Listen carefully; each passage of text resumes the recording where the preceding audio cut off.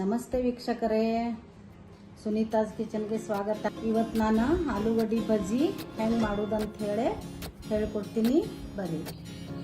ಮೊದಲನೇದಾಗಿ ಇದು ಆಲೂಗಡ್ಡಿನ ಎಲ್ಲ ಕ್ಲೀನ್ ಮಾಡಿ ಚಿಪ್ಸ್ ಥರನ ಈ ಥರನ ಪೀಸ್ ಮಾಡ್ಕೊಳ್ಬೇಕು. ಕಡಲೆ ಹಿಟ್ಟು ಒಂದು ಬೌಲ್ ತೊಗೊಂಡಿದ್ದೀನಿ.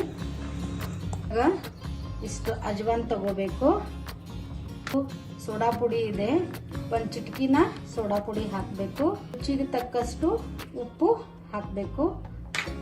ಸ್ವಲ್ಪ ಅರಿಶಿನ ಪುಡಿನ ಹಾಕಬೇಕು. ನಂತರ ಸ್ವಲ್ಪ ನೀರು ಹಾಕಿ ಬಜ್ಜಿ ಹಿಟ್ಟು ಥರ ಕಲಿಸ್ಕೋಬೇಕು. ಒಮ್ಮೆ ನೀರು ಹಾಕಬಾರ್ದು, ನಿಧಾನವಾಗಿ ಹಾಕಬೇಕು ನೀರನ್ನ.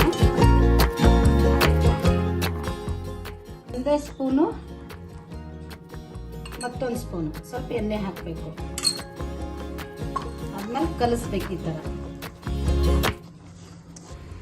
ನೋಡ್ರಿ, ಈ ಥರ 1 by 1 ಅನ್ನು ಇದರೊಳಗೆ ಎತ್ತಿ ಈ ಥರ ಹಾಕಬೇಕು. 3 ಪೀಸ್ ಹಾಕಿದ್ರು ನಡೀತದೆ. ನೋಡ್ರಿ, ಈ ಥರ ಆಲೂಗಡ್ಡೆ ಬಜ್ಜಿ ರೆಡಿಯಾಗಿದೆ. ಈಗ ನೋಡ್ರಿ, ನಿಮ್ಮ ಮಕ್ಕಳೆಲ್ಲ ಇವಾಗ ಸ್ಕೂಲ್ ಎಲ್ಲ ಸ್ಟಾರ್ಟ್ ಆಗಿದ್ದಾವ. ಅವ್ರು ಬಂದ ತಕ್ಷಣ ಒಂದೇನೋ ಸ್ನ್ಯಾಕ್ಸ್ ಕೇಳ್ತಾರ. ಒಂದು 5 ನಿಮಿಷದಲ್ಲಿ ನೋಡ್ರಿ ಪಟಾಪಟ್ ಆಲೂಗಡ್ಡೆ ಬಜ್ಜಿನ ಮಾಡಿ ಕೊಡ್ರಿ. ಹಾಗೇನೆ ನಮ್ಮ ಚಾನಲ್ನ ಸಬ್ಸ್ಕ್ರೈಬ್ ಮಾಡ್ರಿ, ಶೇರ್ ಮಾಡ್ರಿ. Thank you.